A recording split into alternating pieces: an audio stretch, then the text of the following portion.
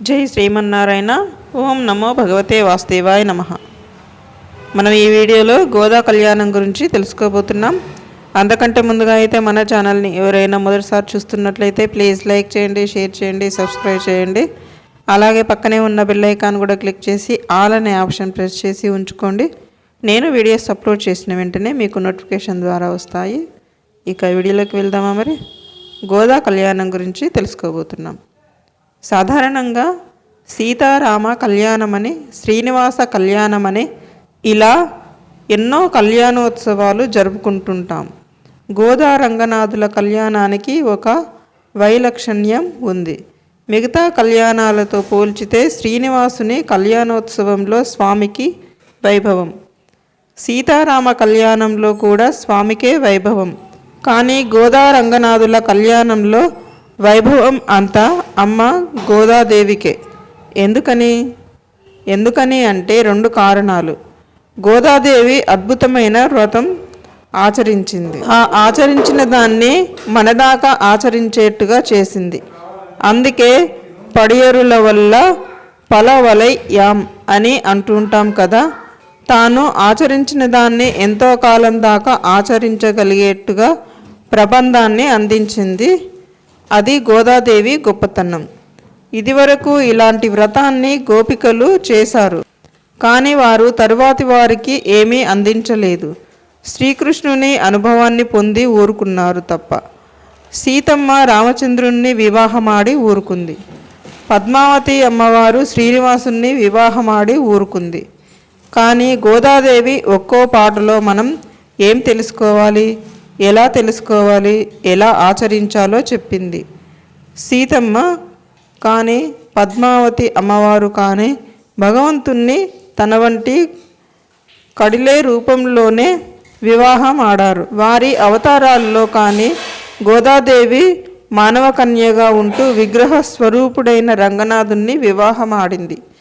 తన ఆచరణతో విగ్రహ స్వరూపుడైన భగవంతుణ్ణి కదిలేట్టు చేసుకుంది. ఇది కదండి గొప్ప అంటే.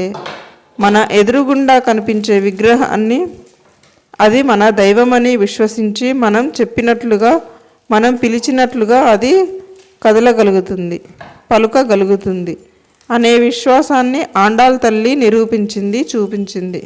ఉలగనిల్ తోత్రమాయ్ నిండ్ర షుడరే తుయిలే రాయ్ అంది అమ్మ. అంటే లోకంలో కంటికి కనిపించేట్టుగా విగ్రహ రూపంలో ఉండే భగవంతుడా, ఆ విగ్రహ రూపంలో నీ ప్రభావము అనుపమానము, అసమానము అని విశ్వసిస్తున్నాను అని చెప్పి భగవంతుణ్ణి కదిలేట్టు చేసింది. 3 పనులు చేసి విగ్రహ రూపంలో ఉండే భగవంతుణ్ణి కదిలేట్టు చేసింది. అవి కృష్ణం ఉద్బోధ్య, కృష్ణం అధ్యాపయంతి మరియు కృష్ణం బలాత్కృత్య భూమికే. ఆయన ఏమీ ఉలకకుండా పలకకుండా మేల్కొల్పింది. చిన్న పిల్లవాడికి బెత్తం చూపి పాఠం చెప్పినట్లుగా మనల్ని బాగు చేయడానికి మనం తెలుసుకోవలసిన విషయాలని మనకి ఆయన ఎట్లా తెలిసేట్టు చేయాలో ఆయనకి పాఠాలు నేర్పింది. అంతేకాదు స్వామి విగ్రహ రూపంలో ఉన్న ఆయన్ని నిర్బంధించి బంధించి ఆయన్ని పొందింది.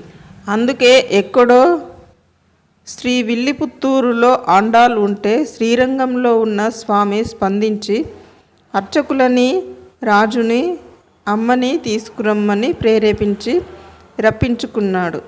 విగ్రహంలో ఉన్న స్వామితో వివాహమని తెలియగానే జనాలు తండోపతండాలుగా తరలి వచ్చి ఆశ్చర్యపోయినందుకే ఆ వీధికి చిత్రవీధి అనే పేరు ఏర్పడిపోయింది.